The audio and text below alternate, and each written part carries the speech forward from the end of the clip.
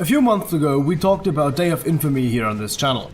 Back then a World War II modification for Insurgency. But as it turns out, the developers decided to make it into a full standalone.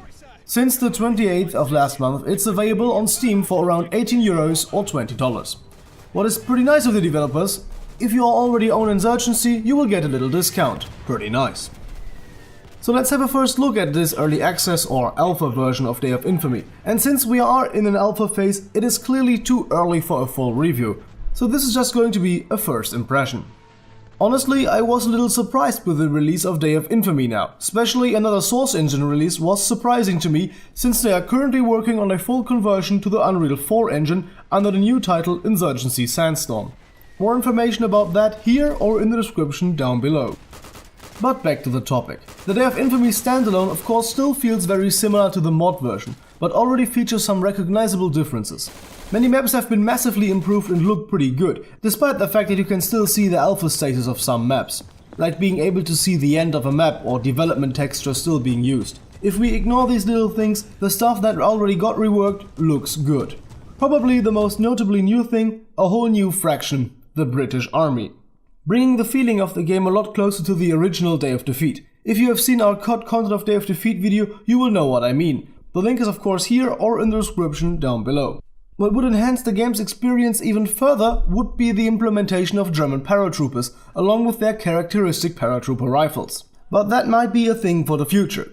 Generally speaking, a lot of people are comparing it to Day of Defeat. I'd say it obviously includes some Day of Defeat aesthetics and gameplay, but many key features of the gameplay are fundamentally different. For example, every weapon has to be aimed via iron sights or scope. The crosshair is completely absent in this game. The developers also introduced weapons completely unknown to Day of Defeat.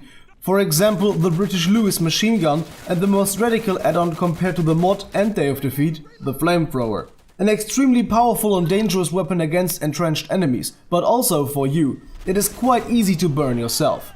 Very fun to play with, and the visual effects are quite impressive for the Source engine, but it currently has some balancing issues. It feels incredibly strong. When people compare this game, they are clearly right, as I previously mentioned, but it is no Day of Defeat. For a Day of Defeat 3, it is too hardcore. Day of Infamy includes many aspects from hardcore shooters like Red Orchestra or Rising Storm. One commentator wrote, "If Red Orchestra 2, Day of Defeat Source, Insurgency, Arma and Rising Storm had an orgy, this is what you get, a fucking great time." And I totally agree. The possibility not only to play classic multiplayer matches but also compete against waves of bots in co-op missions is good, but I have expected nothing less from an Insurgency offshoot. The class and weapon select system is identical to the one from Insurgency, though the layout has been altered a bit. What has to be mentioned, of course, you cannot select as many accessories to your guns as in Insurgency, since holographic sights were still a rare prototype back then. Most reviews have been overwhelmingly positive, and the few voices raising dissent are mostly complaining about nothing new. But I guess that's why the game has been so positively received. Despite the tendency towards hardcore gameplay, it incorporates many features of classic World War II games. I seriously got a nostalgic feeling. It felt a bit like back in the days playing Call of Duty 2 after school for hours on end. The enhanced effects make this game, though the Source engine is dated, quite immersive, and even on lower systems the effects look pretty. I tested Day of Infamy on my laptop, which is equipped with an Intel HD 4400, and it ran just as smoothly as on my desktop PC. So if you can spare the money and are looking for a good intense fight, look no further, you found your game.